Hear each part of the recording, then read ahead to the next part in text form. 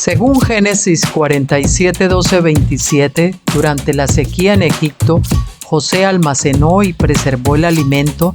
Para subsistir, la gente tuvo que venderlo todo y, al fin, incluso a sí mismos. Ese es el precio de vencer. Así es en este tiempo del fin, donde conseguir el alimento para entrar al reino y conquistar nuestra tierra, que es Cristo, formado en nosotros, nos costará renunciar a todo, incluso a nuestra propia vida. Pero a cambio de nuestro todo, tendremos su todo y reinaremos con él. Con ustedes, José.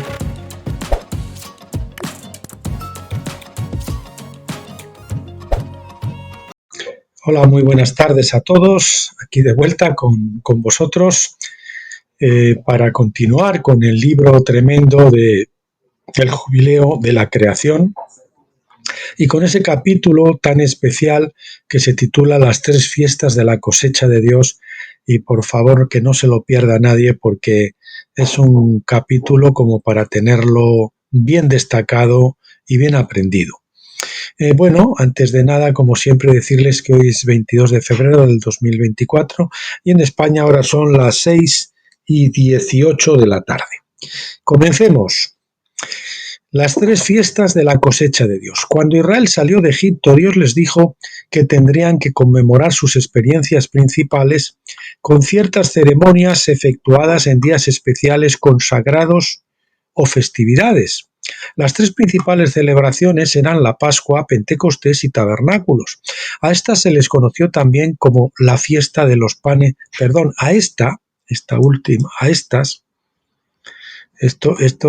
creo que está incorrecto. No, sí, estaba bien.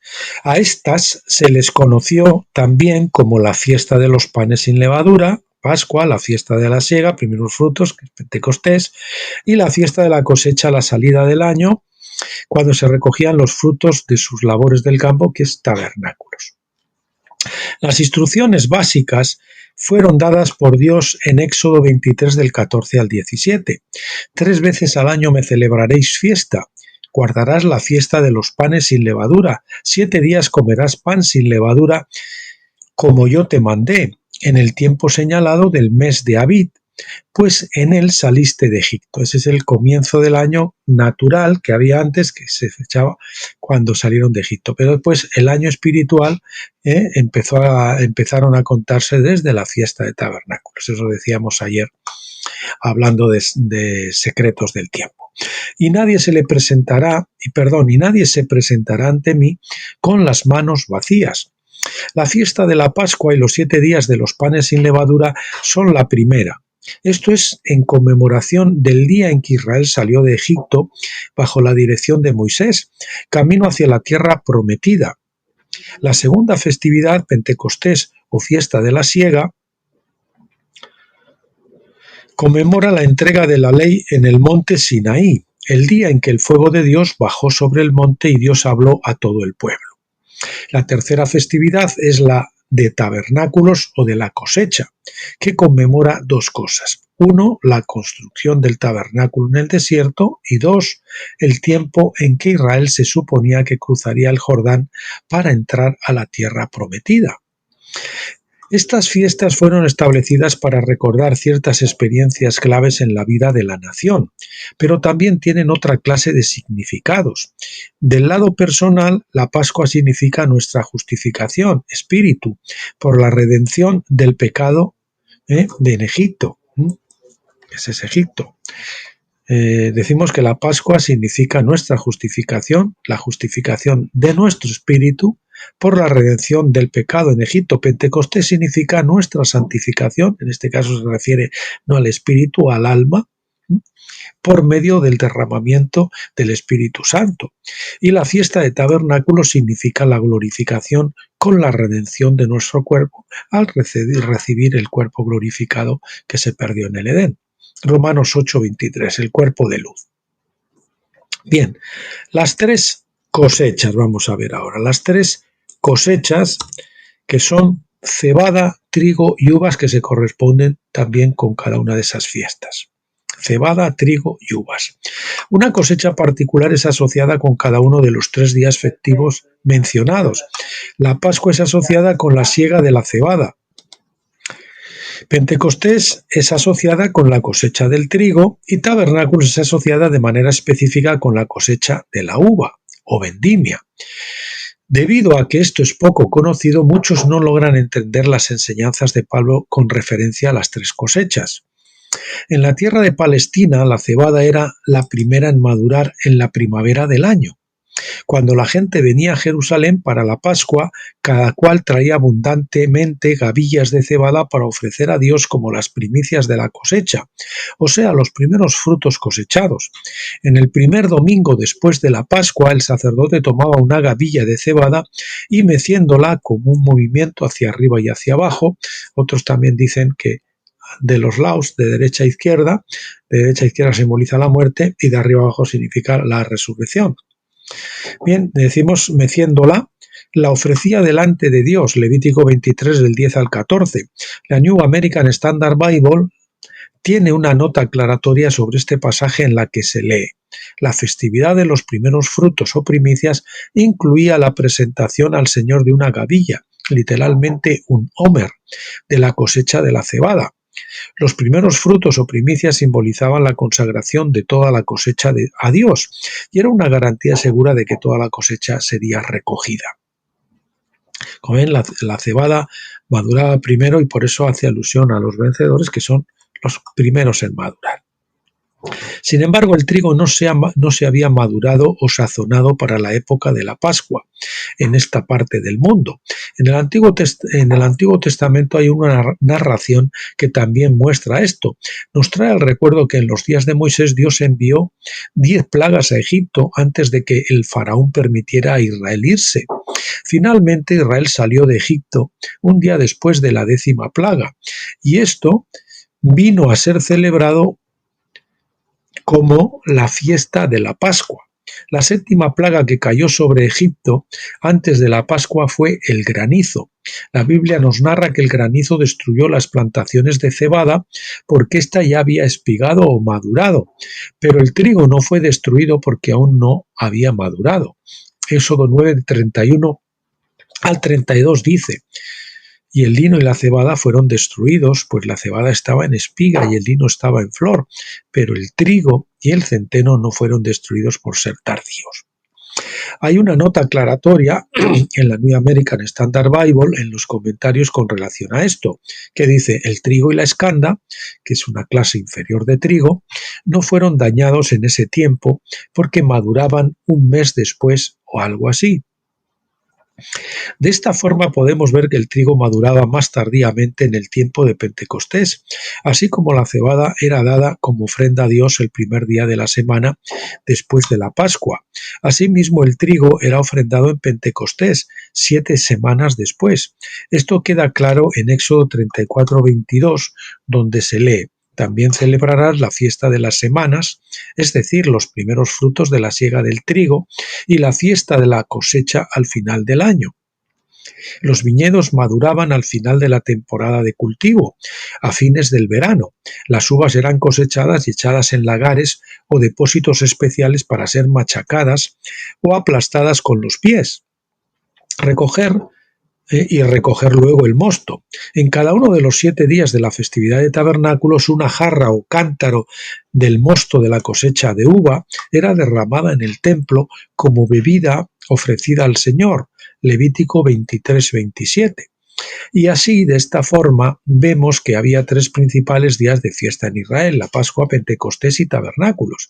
Cada una de las cosechas era dedicada en las ceremonias del templo, incluyendo los diferentes productos de la cosecha: cebada, trigo y uvas. Los 2 primeros eran granos y el último era fruto.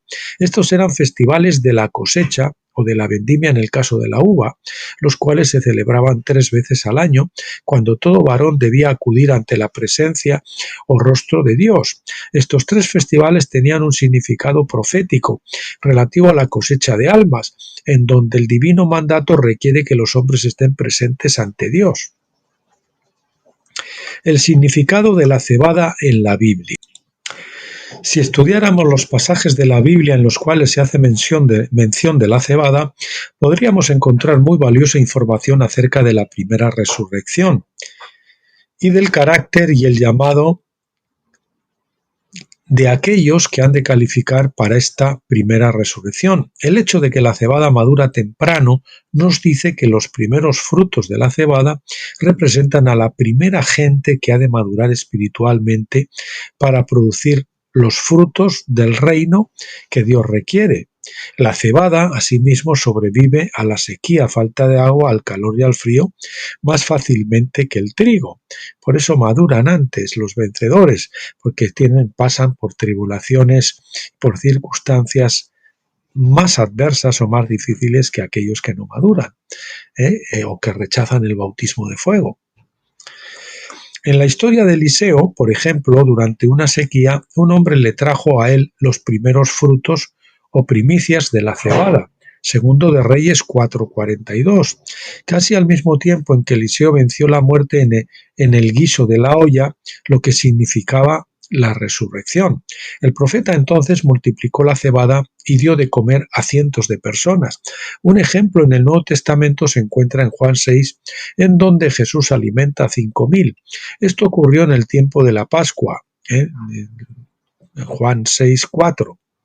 Versículo 4.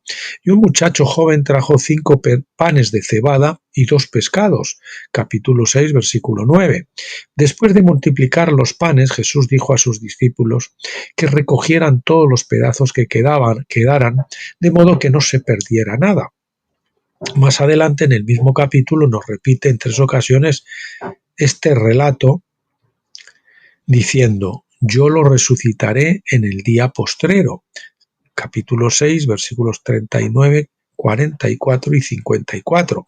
En otras palabras, así como 12 cestas de pedazos de cebada fueron recogidas de modo que nada se perdiera, asimismo una cantidad de cebada que fue despedazada o quebrantada para alimentar al pueblo ha de ser levantada en los últimos días de la época presente.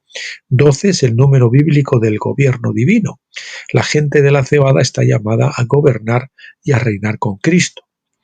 En cuanto al llamado del grupo de la cebada, o compañía de la cebada, si quieren, vamos a ponerlo como acostumbramos con mayúscula, grupo o compañía de la cebada, el grupo, repito, en cuanto al llamado del grupo de la cebada, podemos leer que Gedeón y su ejército fueron llamados una hogaza de pan de cebada o un pan de cebada. Dios ha de formar un ejército de vencedores que gobernarán con Cristo para someter a todas las naciones bajo sus pies. Sus armas serán una trompeta y un cántaro de barro con una antorcha encendida en su interior. Gedeón dio instrucciones a su ejército de que tenían que permanecer quietos o sin moverse hasta el momento en que la trompeta sonara. Aquí, además, menos mal que lo revisé.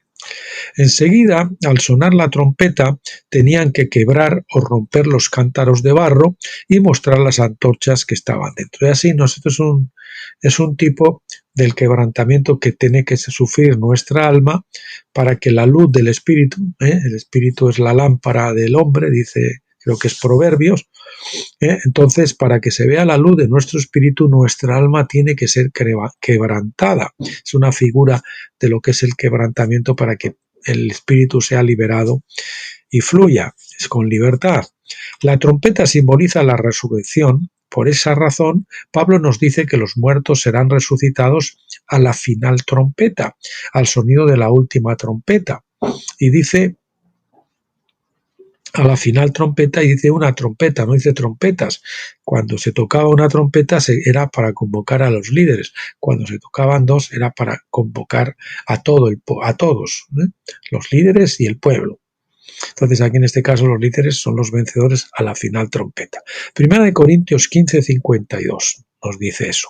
Esta es la séptima trompeta. En lo referente al cántaro o vasija de barro y la antorcha que llevaba dentro, se nos dice que la gloria de Dios está oculta o escondida dentro de nosotros mismos. Somos vasijas de barro que dentro contienen la luz del Espíritu de Cristo y que tenemos ese tesoro en vasijas de barro, dice 2 de Corintios 4:7. Llegará un momento en que sonará la última trompeta y estos cuerpos de muerte, los vasos de barro, se quebrarán para revelar la luz de la gloria de Dios. Esto ocurrirá en la primera resurrección, la resurrección de los vencedores de los líderes. El significado del trigo en la Biblia. Un estudio referente al trigo en la Biblia nos enseña lo concerniente a la Iglesia en general y la forma en que ésta es levantada y juzgada en forma sucinta en la segunda resurrección. Los primeros frutos o primicias de Pentecostés simbolizan la segunda resurrección, cuando la Iglesia es levantada para presentarse ante el rostro de Dios. Esta es una resurrección general donde tanto la Iglesia, los creyentes en general, como los incrédulos son levantados al mismo tiempo. El que no esté inscrito en el libro de la vida se es arrojado al lago de fuego. Eso quiere decir que hay gente que está inscrita en esa resurrección en el libro de la vida, pero que lógicamente también tendrán que tener su disciplina, aunque no son arrojados al lecho de fuego. Unos recibirán muchos o pocos azotes, según hayan tratado a sus consiervos y demás, porque al final, para entrar a Nueva Jerusalén, tienen que estar maduros también. Y si no han madurado, no han sido vencedores en vida, pues tienen que serlo después, al ser resucitado, tienen que ser madurados, alcanzar a ser vencedores. Bien, los primeros frutos o primicias de Pentecostés simbolizan la segunda resurrección, cuando la Iglesia es levantada para presentarse ante el rostro de Dios. Como dijimos anteriormente, el trigo maduro era cosechado en la época de Pentecostés. En aquellos días el sumo sacerdote debía de ofrecer a Dios 2 panes de trigo, amasados con levadura y horneados. Luego que Dios recibía su porción, se le permitía al pueblo cosechar y alimentarse de la cosecha de trigo de ese mismo año.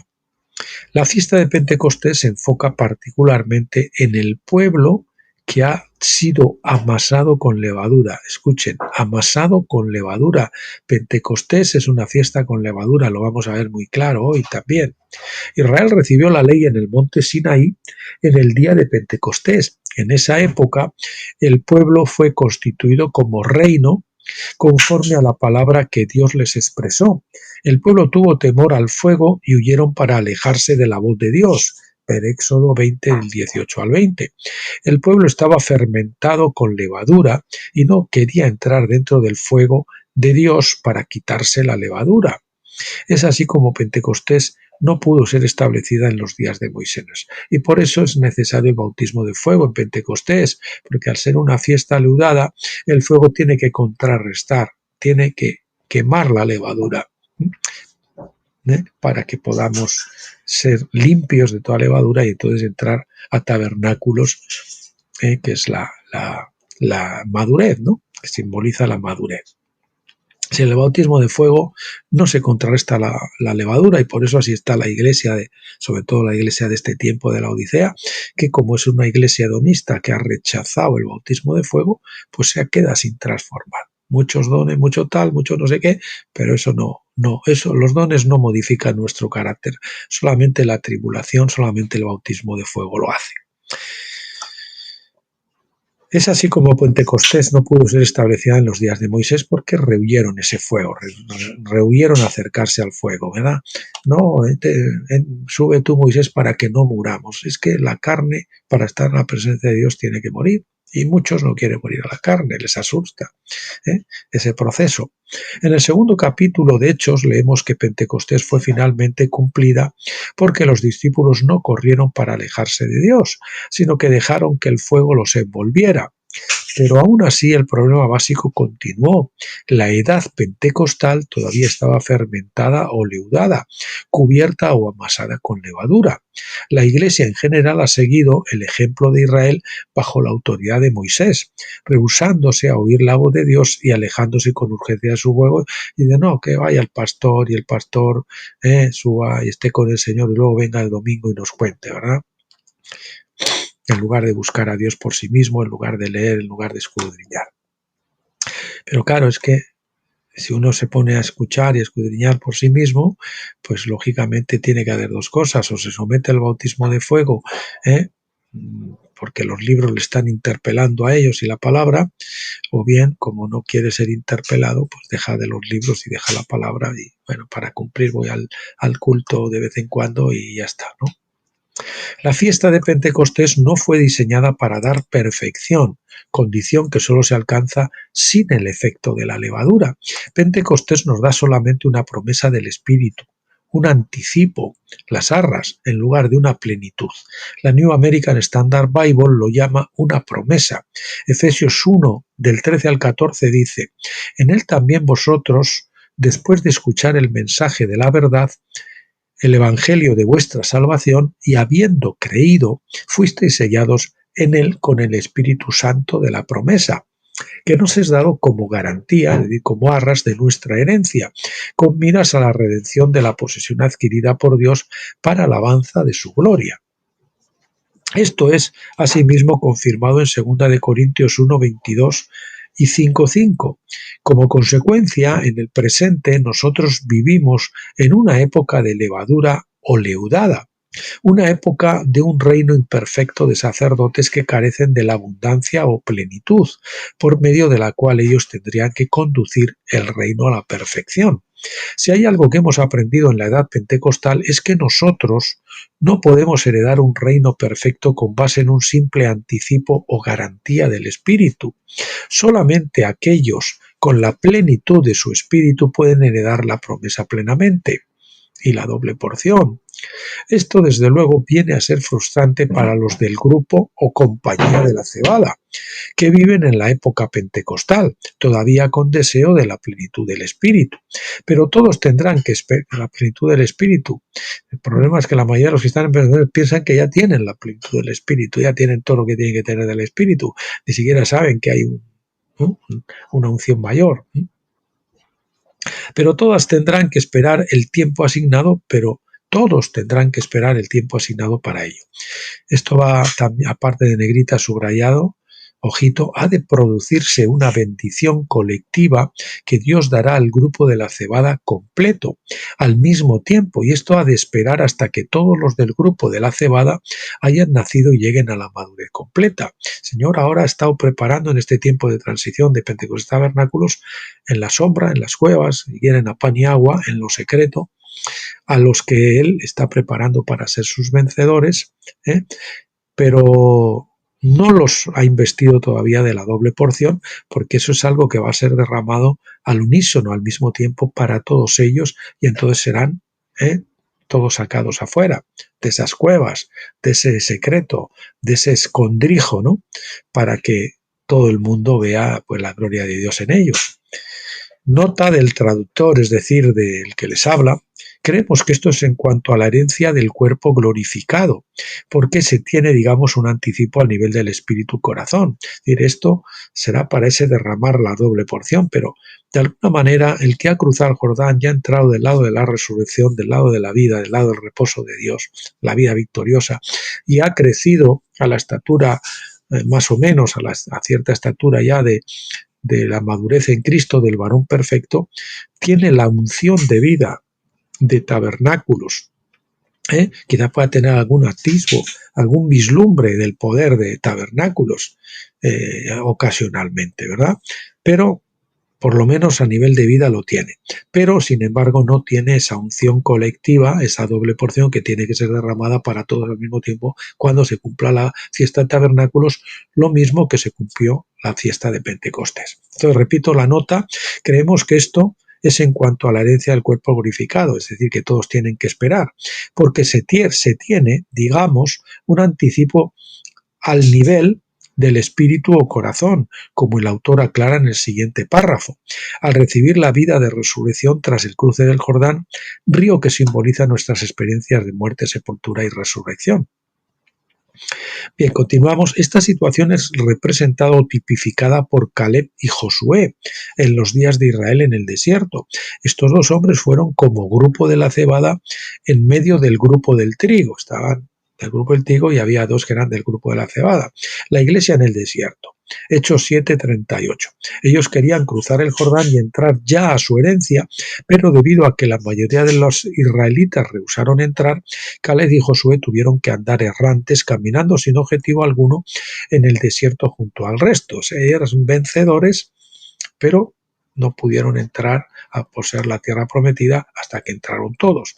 Esta situación difícilmente podía tener buenos resultados, pero Dios obró en los 2 niveles, en el nivel individual y en el nivel colectivo. O sea, a nivel individual ellos pues podían ser gente de tabernáculo, pero no a nivel colectivo como cuerpo. Ciertamente puede manifestarse el carácter de la cebada en el corazón a nivel individual, en el corazón de los individuos como tales, pero no podrán entrar a la tierra prometida hasta que llegue el tiempo señalado y todos a su vez reciban el cuerpo glorificado, todos los vencedores. Bien, en el Nuevo Testamento hemos visto repetirse el mismo modelo. La gente del reino del Nuevo Testamento ha andado como vagabunda en el desierto por espacio de 40 jubileos, es decir, 40 por 49 igual a 1960 años. Bueno, perdone que haga un inciso con relación a lo anterior que comentábamos. Ahí hubo 12 espías, últimamente se me está hablando de esto, pero hubo otros, y 2 eran los que no temieron a los gigantes, los otros 10 entraron a la tierra prometida, degustaron los deleites, las delicias de la tierra prometida, esas uvas, etcétera. Pero como vieron a los gigantes, se asustaron y prefirieron quedarse allá. Hay muchos, y yo estoy viendo a muchos que el Señor los ha llevado, han conocido el mensaje del reino, de alguna forma han degustado la cosa, pero luego no quieren enfrentarse a los gigantes, no quiero dejar a esa esposa, no quiero dejar a ese hijo, no quiero dejar ese trabajo, no quiero dejar no sé qué, en fin, esas cosas que el Señor les pide renunciar y al final se quedan sin cruzar. Y hay otros también, el Señor me habla, que suben al Pisga como Moisés y ven de lejos la tierra prometida y de alguna forma les llegan los efluvios de los cedros del Líbano, ¿no? Esos olores de los cedros, de lo que es la gloria del Líbano, que hace referencia a eso, a la vida victoriosa. Pero, como no están dispuestos a morir a la carne, pues quedan como Moisés, mueren ahí y no entran al otro lado. Bien, en el Nuevo Testamento hemos visto repetirse el mismo modelo. La gente del reino del Nuevo Testamento ha andado como vagabunda en un desierto por espacio de 40 jubileos, es decir, 40 por 49, 1960. Eso lo habíamos dicho ya. Aunque los Calebs y los Josués de la presente época han visto la tierra prometida y hace mucho han cruzado el Jordán para entrar a su herencia, esta les fue denegada hasta el tiempo señalado. Muchos de estos vencedores murieron sin haber heredado la promesa o lo prometido. Sin embargo, Dios los levantará de la muerte al sonido de la 7ª trompeta de algún año para que resucitados puedan entrar a su heredad, junto con aquellos del grupo de la cebada que estén vivos en aquel día. Los muertos en Cristo resucitarán primero y luego nosotros, los que hayamos quedado, seremos transformados, es decir, no es arrebatados, ¿no?, sino recibiremos el cuerpo glorificado en un instante y nos uniremos a ellos. Bien, tal vez el más significativo pasaje del Antiguo Testamento que concuerda con lo referente a la cosecha del trigo se encuentra en el relato de la coronación de Saúl como primer rey de Israel, primero de Samuel, capítulos 9 al 12. El pueblo había pedido un rey antes que David naciera, así que Dios les dio a Saúl para que fungiese como rey de ellos. El reino fue renovado de esta manera, primero de Samuel 11:14, pero fue un reino mezclado con levadura. Saúl fue coronado en el día de Pentecostés, el día de la cosecha del trigo, ya que en el discurso de la coronación que pronunció Samuel, él mismo dijo en 1 Samuel 12:16, ¿no es ahora la cosecha del trigo? El día de la cosecha del trigo, la fiesta. Esto dio a entender que se trataba del día en que los 2 panes de trigo eran ofrecidos a Dios, puntualizando, señalando el comienzo de la recolección del trigo. Saúl fue para Israel lo que la Iglesia ha sido en el tiempo del Nuevo Testamento. Saúl empezó haciendo lo que era correcto, pero en el segundo año de su reinado desobedeció a Dios y como consecuencia vino a ser descalificado para gobernar a Israel. Lea 1 de Samuel 13, 1 y versículos 13 al 14.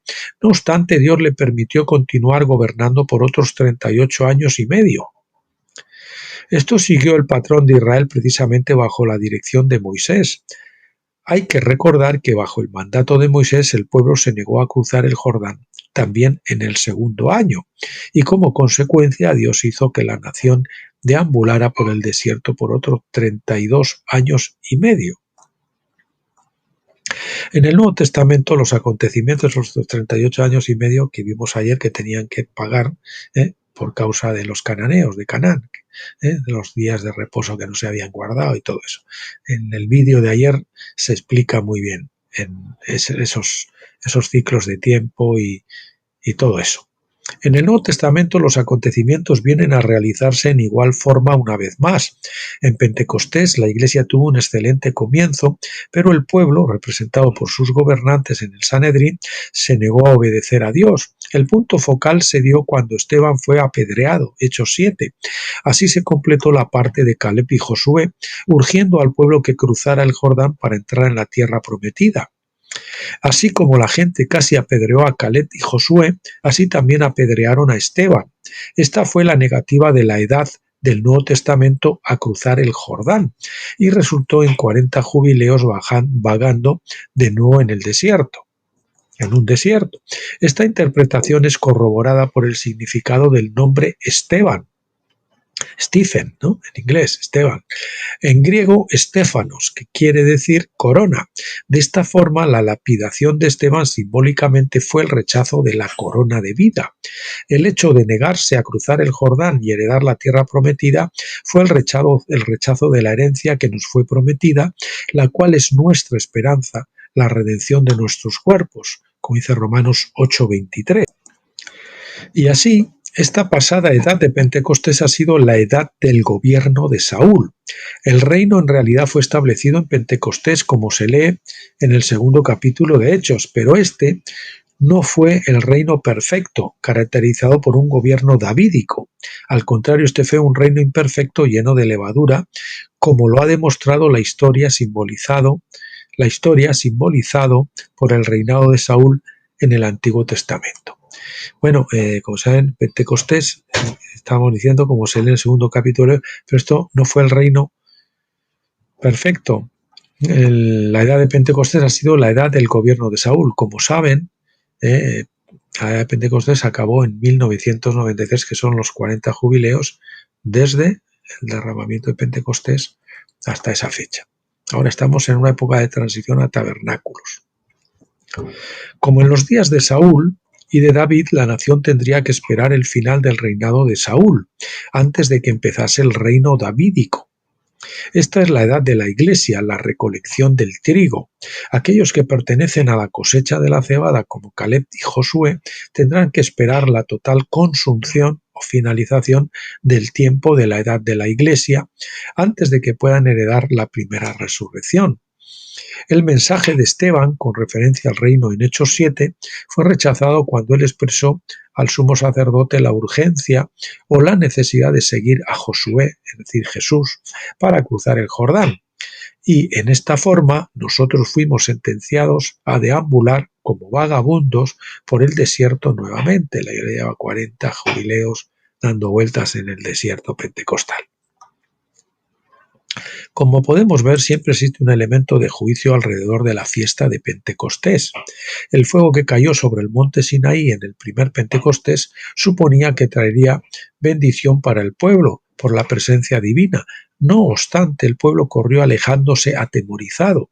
Ellos fueron aterrorizados ante la idea de escuchar su voz y así se privaron de tener la divina presencia. El fuego de Dios entonces se movió a otro lugar, a un tabernáculo exterior, hecho por manos de hombre. Sin la presencia divina sobre el pueblo y sin la posibilidad de escuchar la voz de Dios dentro de sus corazones, no podrían tener la fe necesaria como para después cruzar el Jordán. De esta manera, Pentecostés probó ser un juicio para él. Cuando Saúl fue coronado en Pentecostés, Samuel profetizó truenos y lluvia para ese día, 1 Samuel 12:17. Lluvia en el tiempo de Pentecostés era algo fuera de lo normal, como la caída de nieve en el verano o la honestidad en el necio, como dice Proverbios 26:1. De esta manera, la lluvia y los truenos en Pentecostés podrían ser considerados por el pueblo como un juicio,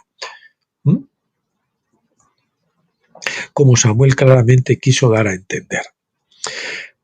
Podemos leer en 1 Samuel 12:17 lo siguiente: ¿No es ahora la siega del trigo? Yo clamaré a Yahvé para que mande truenos y lluvia. Entonces conoceréis y veréis que es grande la maldad que habéis hecho ante los ojos de Yahvé, al pedir para vosotros un rey. En otro sentido, los truenos y lluvias también tienen el significado del derramamiento del Espíritu Santo y la voz de Dios, la palabra de Dios, el trueno, la palabra de Dios, la lluvia, el derramamiento del Espíritu. Así es que, aunque se considera que es un juicio en esta situación, también en el mismo centro hay un elemento de bendición. De hecho, es una mezcla de bien y de mal, que es exactamente el significado simbolismo de las dos hogazas de pan de trigo amasado con levadura. Trigo amasadas con levadura. Es una cosa insólita, ¿no? Porque en ninguna oferta, pues, la levadura, pues, es alusiva al pecado, ¿no? O sea, como que se está ofreciendo a Dios, pero tenían que ser horneadas o cocidas para contrarrestar la levadura. Y eso es lo que Pentecostés ha rechazado, el bautismo de fuego. Muchos ¿no? La mayoría. Hay muchos otros ejemplos bíblicos que podríamos citar aquí, pero el tiempo y el espacio no lo permiten. En su lugar, debemos continuar para mostrar el significado o simbolismo de la cosecha del trigo, en lo referente a la segunda resurrección de la Iglesia. La segunda resurrección parece ser, desde luego, una bendición muy grande para todos los creyentes que no fueron levantados o resucitados en la primera resurrección. Sin embargo, debido a que todos los creyentes han sido ya amasados o mezclados con levadura, existe aquí también un elemento de juicio que se presenta al mismo tiempo. Pablo nos habla de este juicio en 1 Corintios 3:15. Dice: si la obra de alguno es consumida por el fuego, sufrirá pérdida. Sin embargo, él será salvo, aunque así como por fuego. A mí me gusta decir por los pelos, ¿no? De chiripa, o como diría mi esposa, de chiripazo. Aquí se habla de hombres para quienes Jesucristo ha sido erigido como fundamento, se habla de los creyentes, pero debido a que estas gentes son una mezcla carnal de trigo y levadura, sus obras tienen que ser probadas por medio del fuego.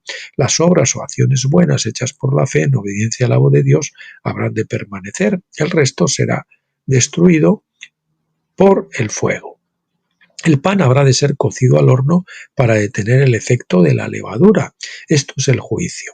Pero el propósito del fuego no es destruir al creyente carnal, sino purificarlo, en la misma forma como hemos mostrado en los capítulos anteriores.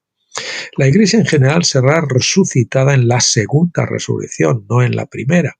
Jesús los llama los justos que reciben vida, al mismo tiempo que los injustos serán juzgados en los comienzos de la mencionada edad final, en el lago de fuego. En cualquiera de los casos, el fuego que hace justicia es el mismo fuego que es derramado en Pentecostés. El juicio de Dios está destinado a limpiar su era y recoger su trigo en el granero y quemar la paja en el fuego. Mateo 3:12. El bautismo de fuego del trigo, la Iglesia, es las dos cosas, bueno y malo. Representa un procedimiento de purificación que viene a ser un juicio en lo referente al pecado para bendición de cada persona en particular. Cuando Dios decide perfeccionar o purificar a alguien, no es una agradable experiencia, es un juicio. Pero quienes entienden la mentalidad y los propósitos de Dios se someterán a este fuego suyo con buena voluntad y deseo, sabiendo o conociendo a cabalidad que Dios dispone todas las cosas de tal manera que todo ha de ser para el bien o beneficio de ellos mismos. Bueno, avanzamos. Otro epígrafe: el significado de las uvas en la Biblia. Finalmente, Esto es la parte menos conocida, la cosecha de las uvas, que a mí pues nunca se me ha hablado de esta cosecha de las uvas. Yo pensaba simplemente que era mandarle a los incrédulos al infierno, ¿no? El lagar de Dios simbolizaba el infierno, inextinguible y de tortura. Finalmente, el estudio de la Biblia relativo a la cosecha de las uvas o vendimia, con la trituración de las uvas en el lagar.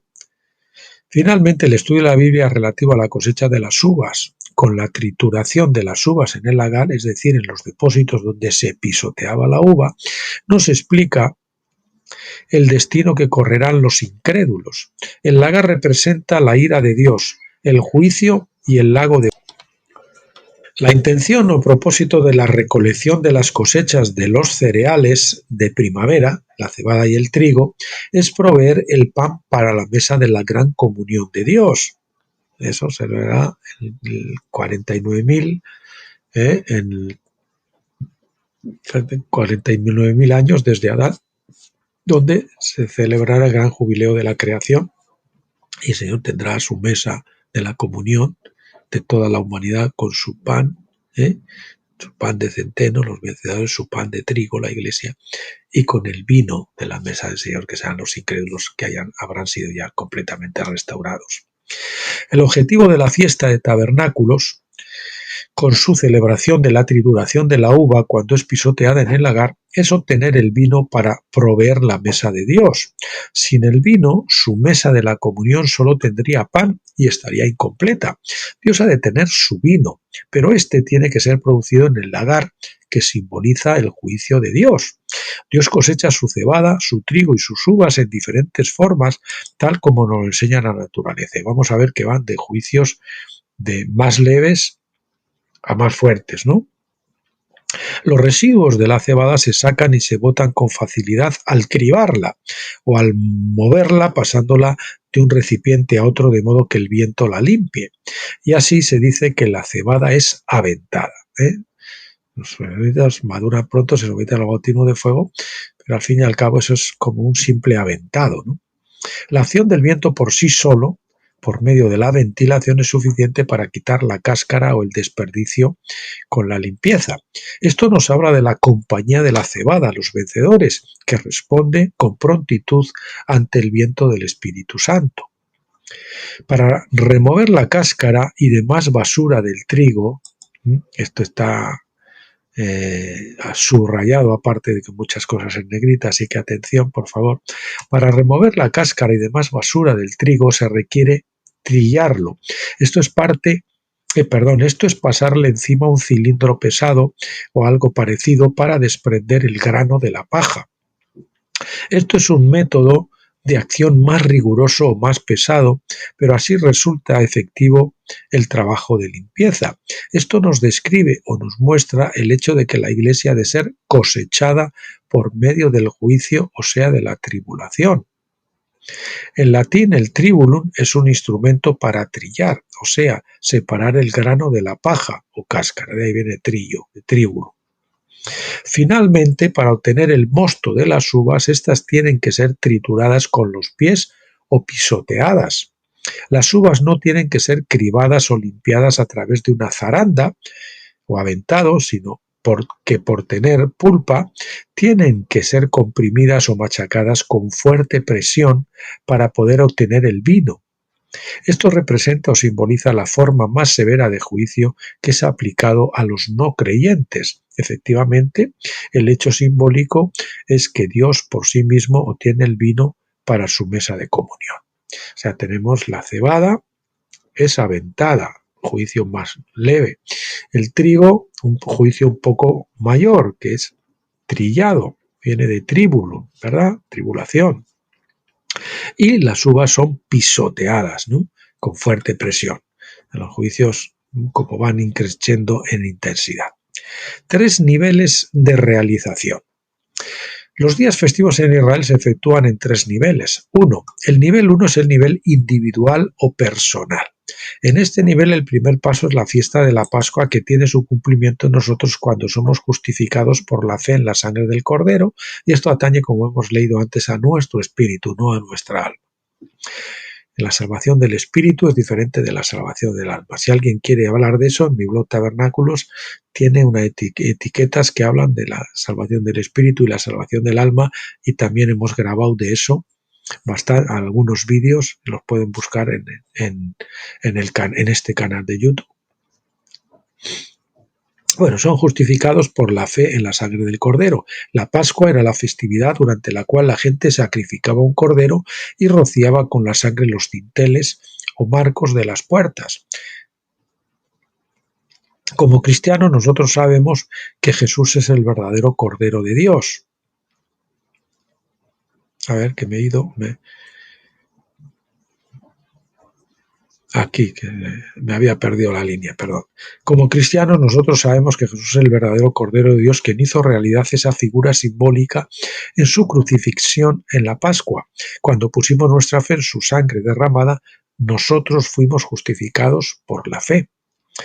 La fiesta de Pentecostés es el segundo paso en nuestro camino hacia Dios. Esta es la fiesta en que Dios empieza a escribir su ley en nuestros corazones, ya que esto también, si quieren, el primer paso es el engendramiento. Este segundo paso sería la gestación en el útero de Pentecostés. Dios empieza a escribir su ley en nuestros corazones, ya que fue en este día que Él por primera vez habló a Israel con relación a los 10 mandamientos. En Éxodo 20. Hechos 2 nos muestra la forma de su cumplimiento cuando el Espíritu se posó sobre los discípulos en el aposento alto y todos ellos escucharon la voz de Dios hablando en su propia lengua. Pentecostés no tiene nada que ver con nuestra justificación, sino con nuestra santificación o salvación del alma. Esta es la festividad en la que comenzamos a entender o comprender qué es la obediencia y aprendemos cómo ser guiados por el Espíritu durante nuestra permanencia temporal en el desierto. Antes nosotros nos decían que creer en que Jesús ya uno nacía de nuevo. No, eso ha sido una confusión, porque esa palabra aplicada al varón en Juan 3 hace referencia no a la mujer dando a luz, sino al hombre engendrando. Entonces, la justificación no es el nuevo nacimiento, es solamente el engendramiento. Pentecostés es la gestación, donde Cristo es formado en nosotros. Y Tabernáculos veremos que es el alumbramiento, el nuevo nacimiento, donde damos a luz nosotros a Cristo y luego desde ahí Cristo crece hasta la madurez en nosotros. Bien, después viene la fiesta de los tabernáculos. Saben que todo esto estamos hablando a nivel personal o individual. La fiesta de los tabernáculos es el tercer y final paso en nuestro viajar con Dios, en nuestras fases de crecimiento espiritual o de maduración, hasta la plena filiación. Esta fiesta nos comunica la plenitud del Espíritu y nos conduce en forma total al cumplimiento de la promesa de la perfección, que es la glorificación en nuestra relación con Él. Estos son los 3 pasos principales que tenemos que efectuar para nuestro crecimiento espiritual y madurez, en tanto que vamos alcanzando la perfección o el crecimiento hasta la plenitud de Cristo. Saben que de pasar de Pentecostés a Tabernáculos simboliza el final del desierto con el cruce del Jordán, que simboliza la muerte a la carne. Salimos del desierto, salimos de la religión y entramos en el reposo, entramos en la vida. Bueno, 2. El siguiente nivel, el nivel 2 es el cumplimiento colectivo o corporativo de la Iglesia o el reino de Dios. Lo mismo que nosotros creemos en esas etapas, vamos madurando en fe, creciendo en la fe, pues también la Iglesia va creciendo. Va pasando la iglesia de la Pascua, la iglesia del desierto, la iglesia de Pentecostés, y ahora vendrá la iglesia de los tabernáculos, ¿verdad? Bien, el 2, decimos el nivel 2, el cumplimiento colectivo corporativo de la iglesia. La iglesia también tiene que pasar por la Pascua, ser santificada en Pentecostés, cruzar el Jordán y como cuerpo entrar del otro lado, a la tierra prometida. En este nivel nosotros vemos la forma en que Dios trata con las 3 iglesias o las 3 etapas del reino en la tierra. El paso de Pascua de la iglesia, de Pascua de la iglesia o reino Comenzó con Moisés en la primera Pascua, cuando Israel salió de Egipto. A esta primera iglesia se le llamó en Hechos 7:38 la iglesia en el desierto. Esta iglesia del tiempo de la Pascua terminó con la muerte de Jesús en la cruz, en la época de la Pascua, cerca de 1500 años después.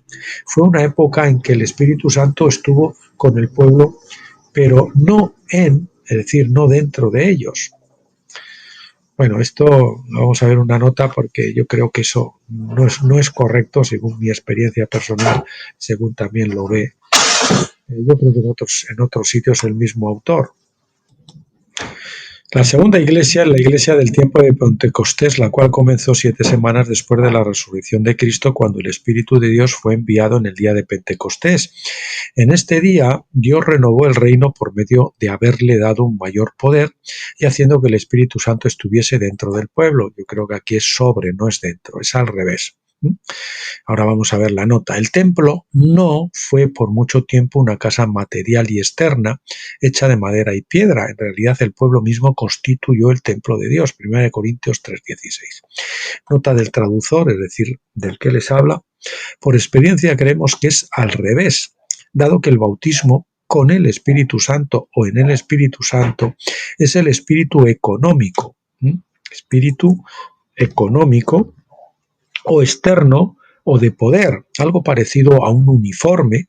Somos investidos o revestidos del poder de lo alto, mientras que la justificación es interna por el espíritu esencial o espíritu de vida. Por lo tanto, en la Pascua el Espíritu estuvo en, pero no con, mientras que en Pentecostés estaba en y con. Veas el tópico en nuestro blog Tabernáculos, Espíritu Esencial y Espíritu Económico, o también creo que hicimos un vídeo de esto en YouTube, los vídeos de Witness Lee.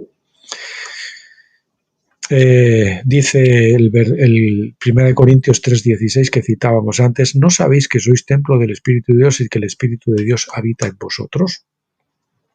La época pentecostal habría de ser el tiempo en que la Iglesia aprendiera o entendiera la ley de Dios y cómo ser guiados por la palabra del Espíritu Santo. Muy a menudo los dirigentes de varias facciones o grupos de iglesias desecharon la ley y privaron a los cristianos del derecho de oír la palabra de Dios por ellos mismos, o sea, por iniciativa propia. Con esto ellos han seguido el ejemplo del rey Saúl, quien se dispuso a matar a su propio hijo Jonatán por haber probado la dulzura de la miel de la palabra en lo más duro de la batalla. Esta narración se encuentra en 1 Samuel 14:29. Entonces Jonatán dijo: mi padre ha traído dificultades a esta tierra. Ved ahora cómo brillan mis ojos porque probé un poco de esta miel.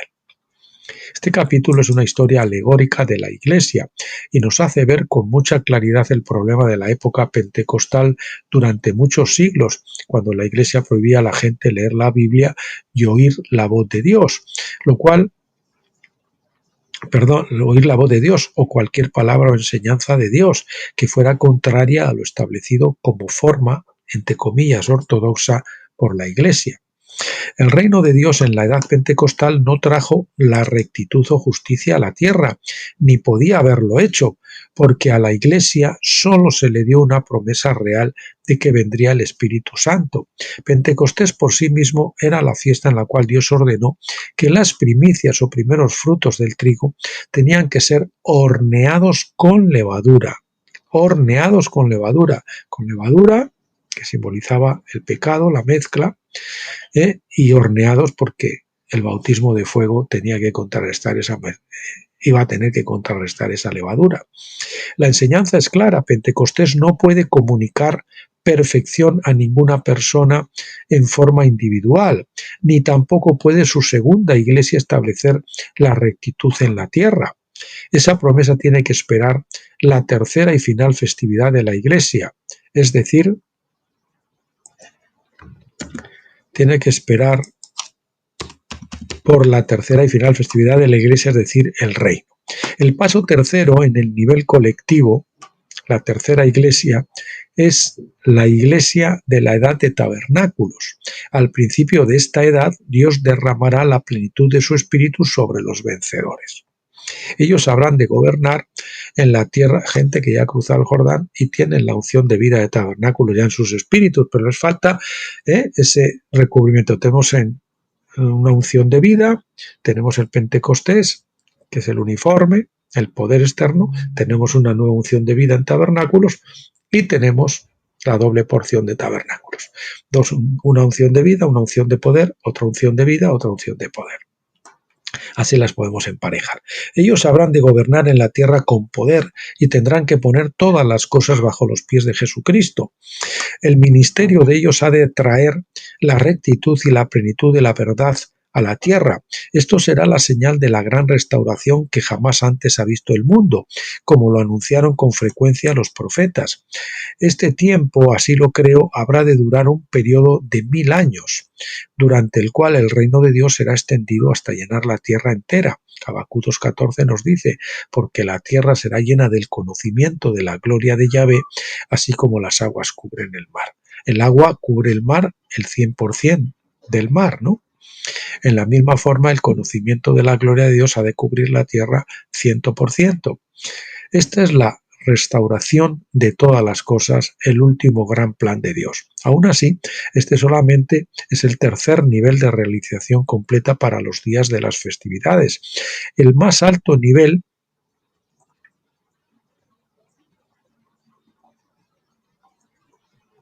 aquí yo creo que es el segundo. Aún así, este es solamente el segundo nivel de realización completa para los días de las festividades. El más alto nivel es el de la creación.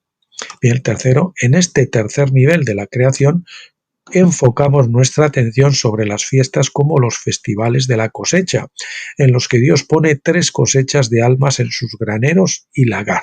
3 cosechas de almas en sus graneros y lagar. Granero de cebada, granero de trigo y las uvas del lagar. La primera cosecha es la del grupo de la cebada, los vencedores. Esto ocurre al tiempo de la primera resurrección, cuya fecha Juan determina habrá de ser al comienzo del periodo de los 1000 años.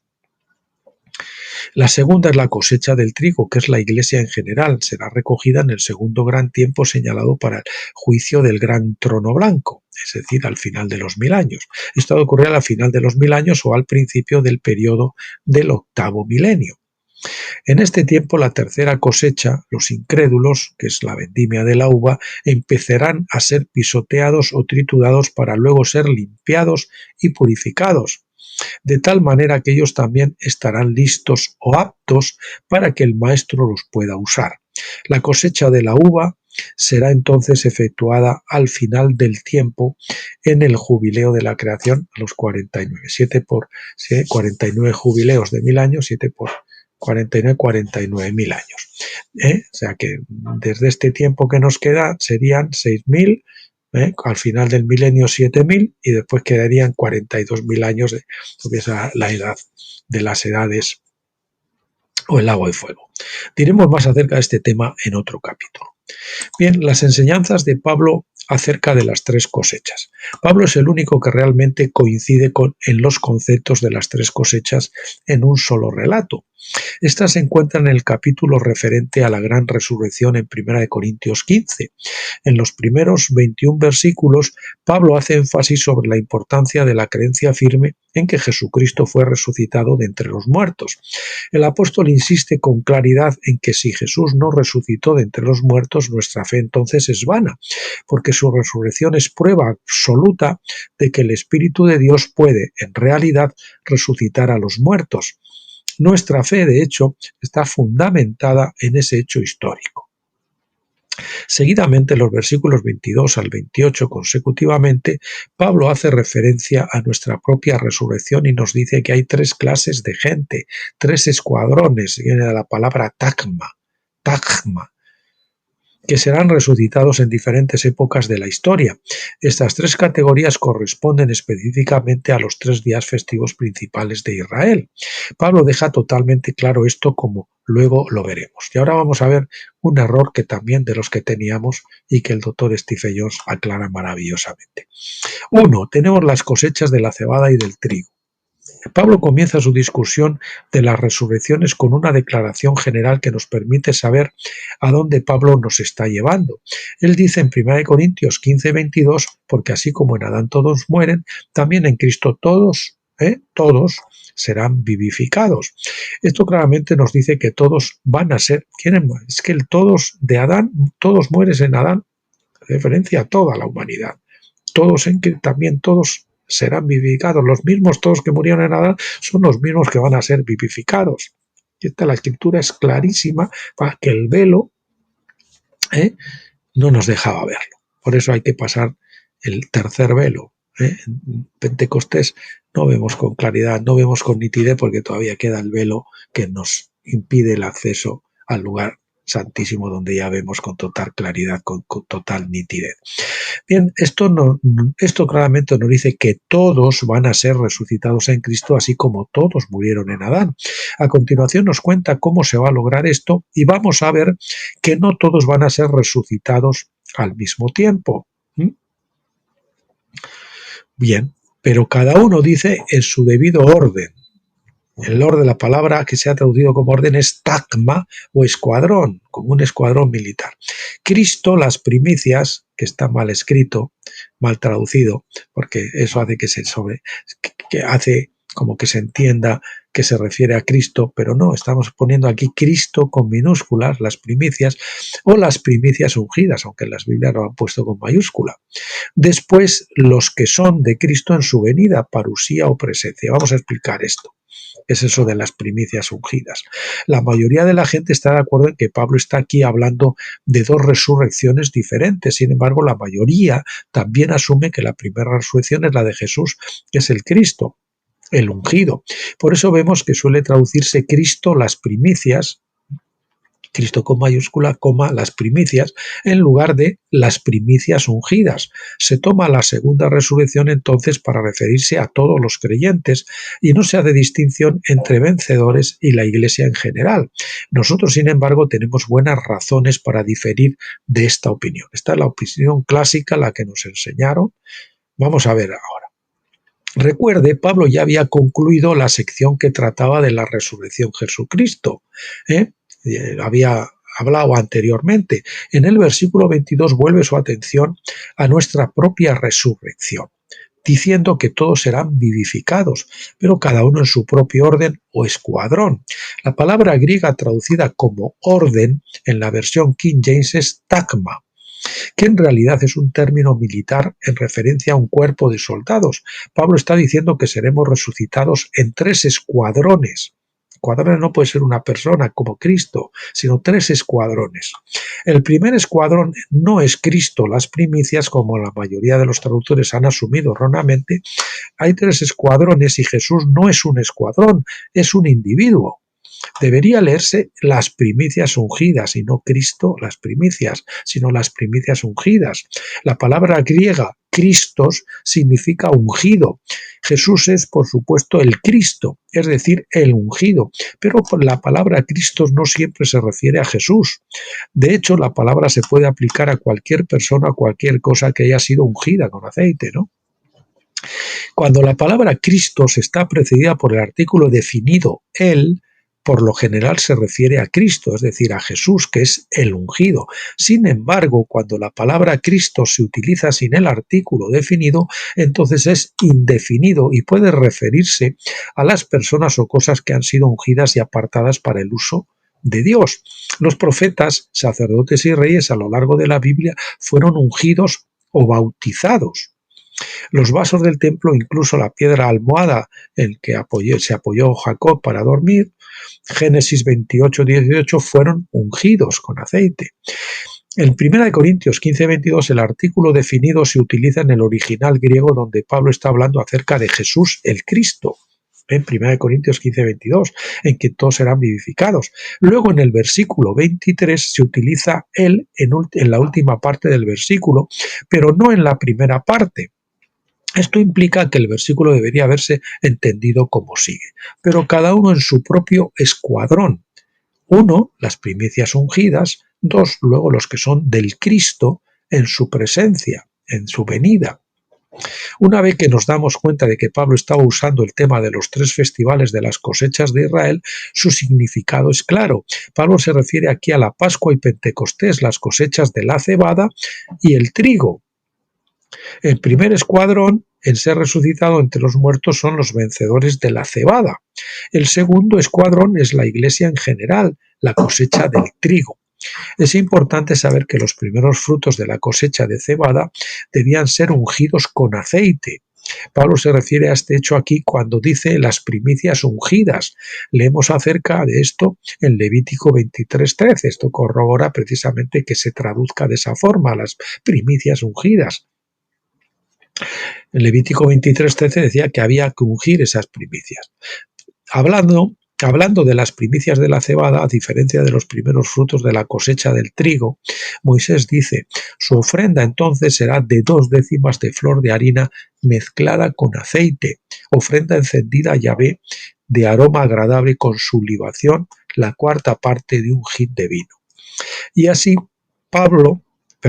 cuando Pablo enumera el primer escuadrón de gente que se levantará de entre los muertos, él los llama las primicias ungidas.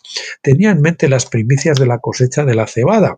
Estos gobernarán y reinarán con Cristo en la tierra. Apocalipsis 5:10 y 26.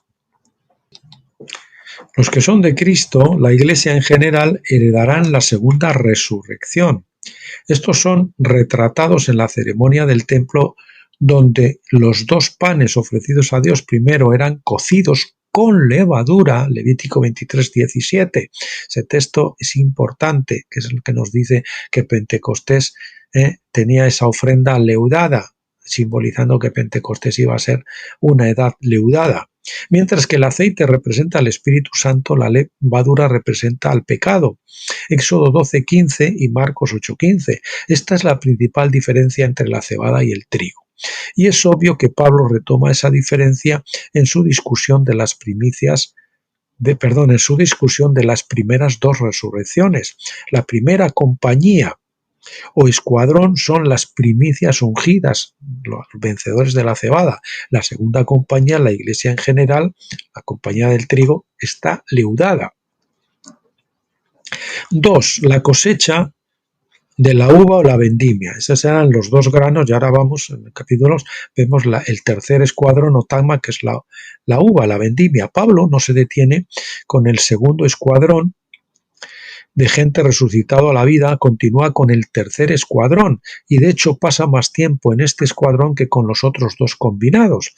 Es el escuadrón representado por la cosecha de la uva al final de la temporada de cultivo, que era el punto focal de la fiesta de tabernáculos. Así que tenga en cuenta cómo Pablo lleva este tema en su tesis sobre la tercera cosecha en 1 Corintios 15, del 24 al 28. Dice así, luego viene el fin cuando entregue el reino al Dios y Padre, cuando haya suprimido todo dominio, toda autoridad y potencia, porque Él tiene que reinar hasta que haya puesto a todos sus enemigos debajo de sus pies. El último enemigo que será destruido es la muerte, porque él, ahí en este caso sería la segunda muerte, que es la que va a estar operando en el lago de fuego, que la segunda muerte en realidad es pasar lo que no se pasó en vida. Los vencedores la pasan en vida y por lo tanto no tienen que pasar por la segunda muerte. No sufrirán el daño, ni siquiera el daño de la segunda muerte. Los otros sí sufrirán daño de la segunda muerte, que no es lo mismo que la segunda muerte, y que tendrán algún tipo de disciplina. El último enemigo que será destruido es la muerte, porque él ha puesto todas las cosas bajo sus pies. Pero cuando dice en el Salmo 8:6 todas las cosas le son sujetas, es evidente que se exceptúa al que, se refiere al Padre, puso todas las cosas en sujeción a él. Y cuando todo haya sido sometido a él, entonces también el Hijo mismo se sujetará al que le sujetó todas las cosas a él, para que Dios sea todo en todos. Tenga en cuenta la frecuencia con la que Pablo dice que estas personas se van a poner bajo sus pies o sometidas o en sujeción. Las uvas se pisan con los pies, puesto ya hay en una nota, bajo sus pies. No puede haber ninguna duda de que Pablo tenía la cosecha de la uva en mente, porque era conocido universalmente que pisar la uva con los pies indicaba juicio. Esto es absolutamente coherente con el resto de los escritos de Pablo, donde revela cómo todas las cosas, en griego tapanta, todas las cosas, tapanta, el todo, se reconciliarán con Dios. Puesto que la reconciliación es un término que indica paz entre enemigos, Pablo se refiere obviamente a las naciones rebeldes de la tierra que son enemigas de Dios en esta edad presente. Pablo dice que el propósito de la creación era que todas las naciones se sometieran a Cristo. Luego, cuando él haya eliminado a todos sus enemigos al convertirlos en amigos, finalmente destruirá a ese último enemigo, la muerte. Uno solo puede destruir la muerte dándole vida. Por eso nos referimos a esto como una resurrección. Solo cuando la muerte misma sea desterrada del universo creado por Dios podrá decirse que que Dios es todo en todos, ¿verdad? Y en todo. Bueno, el bautismo de fuego. Hay que pasarlo en vida. Los vencedores lo pasan. Los que rechazan el bautismo de fuego, no por parte de la Iglesia, sufrirán daño de la segunda muerte. No es la segunda muerte. La segunda muerte es el lago de fuego, que en realidad es el bautismo de fuego. Dice, al final, en el gran jubileo de la creación, todos habremos vencido a la muerte porque habremos pasado por el bautismo de fuego. Y por tanto es cuando el último enemigo es destruido. Bien, mis queridos amigos, este ha sido un poquito más larguito, pero es un capítulo interesantísimo de apoteosis, donde nos aclara muchas cosas. Esto de las 3 cosechas es tremendo. Bueno, el siguiente capítulo 7 de la ley del jubileo será cuando la semana siguiente pues abordemos de nuestro jubileo de la creación.